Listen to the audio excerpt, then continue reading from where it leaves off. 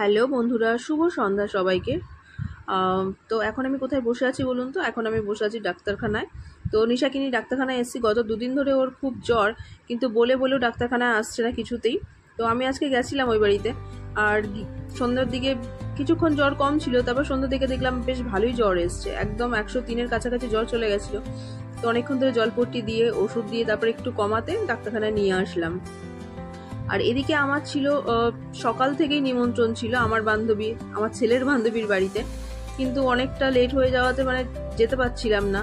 তো তার মধ্যে ফোনও চলে এসছে যে কখন আসবে। তো যেতে যেতে প্রায় আমার 9টা বেজে গেছিল। আর এই যে আমি যাওয়ার পরেই ও কেকটা কাটলো। তো দেখুন, আজকে একদম পুরো পিঙ্কি পিঙ্কি সেজেছে। যেরকম গোপুরও আজকে বার্থডে, সেরকম মেঘারও বার্থডে আজকে। কেক পিঙ্কি, ড্রেস পিঙ্কি, গোপুর পাগড়িটাও পিঙ্কি। তো পাগড়িটা সেদিনকে আমি আর আমার বান্ধবী মেঘার মা গিয়ে পছন্দ করে নিয়ে এসেছি। খুব সুন্দর না? তো যাই হোক, আপনাদের কেমন লাগছে আপনারা কিন্তু অবশ্যই কমেন্টসে জানাবেন। আর প্রত্যেকবার সকাল থেকে নিমন্ত্রণ থাকে, কিন্তু সকাল থেকে আর যাওয়া হয়ে ওঠে না। খুব ইচ্ছা হয় যে যাই, কিন্তু যাওয়া হয়ে ওঠে না, এত কাজের মধ্যে পড়ে যাই আর কি প্রত্যেক বছর।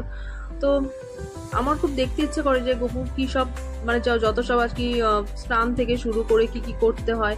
কারণ আমারও একটু ইচ্ছা আছে যে বাড়িতে একটা গোপুসোনা নিয়ে আসার। তো দেখা যাক কবে গপু আসতে চায়, রাধা গোবিন্দ কবে চায়। আচ্ছা, এতক্ষণ ধরে তো আমার কথা বলে আসছিলাম। এদিকে জানেন কি হয়েছে?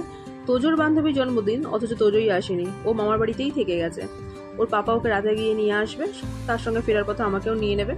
তো সেই জন্য আমি খেতে বসে গেছি বাচ্চাগুলোর সাথে। তো যেহেতু আজকে নিরামিষ, গোপুর বার্থডে, তো সেই জন্য পুরোটাই নিরামিষ হয়েছিল। কিন্তু নিরামিষ হলেও খাবারগুলো কিন্তু ছিল খুব সুন্দর।